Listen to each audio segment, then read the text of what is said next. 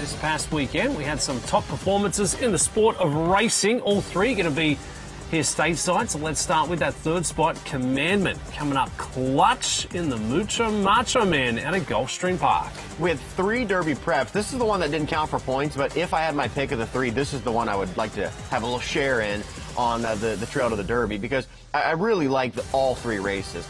Much similar to My World, who finished 4th on debut for Brad Cox. This horse also finished 4th on debut, but it was in a loaded race at Keeneland, and the horse was crying out for more distance. Love the pedigree, obviously into Mischief, but also out of Sipican Harbor. This horse's dam went off at under 10-1 in the Breeders' Cup Juvenile Fillies. I think a real prospect for the trail. That's Ira Ortiz, one of the best jockeys in the world aboard Commandment, making that way into the winner's circle this past weekend out there from South Florida. Look at that game face on for Brad Cox. All right, let's take it to that second spot for MVP Monday. It was My World wowing him in the one-turn mile out at the Big A in this year's running of the Jerome Stakes. And I mentioned to start the show how both these winners are almost identical. Both for Brad Cox, both finished 4th on debut, both now on a winning streak, both winning one-turn miles, both coming from slightly off the pace, both with similar figures. So, I mean, these are 2 prospects that really could make some noise. Again, these are only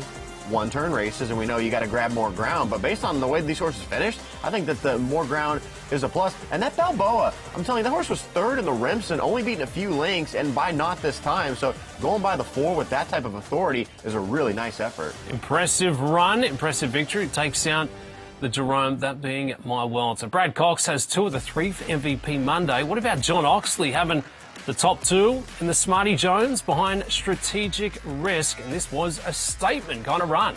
And to me, it was almost like a statement betting. This horse was 6-1, was kind of supposed to be like a middle price. No, they bet this horse down to nearly favoritism and showed you why, and the Florida breds keep on rolling. This horse came up from the Florida Stallion Series, which usually is not looked at as like a key prep, but last year, the same race that Strategic Risk won was won by Rated by Merit. Update, horses still never lost a race. And also Neo Equos, who was on the lead in the Kentucky Derby, was in that effort. So the Florida bred 2-year-old program for the males has been really sharp last 2 years. Strategic Risk gets it done in the Smarty Jones. Javier Castellano, your winning pilot, aboard for trainer Mark Cassie. There's our top 3 for MVP Monday. Strategic Risk standing tall, taking out today's top guns. So sound off, let us know. Are we in eye? Are we in step there for your top 3 performers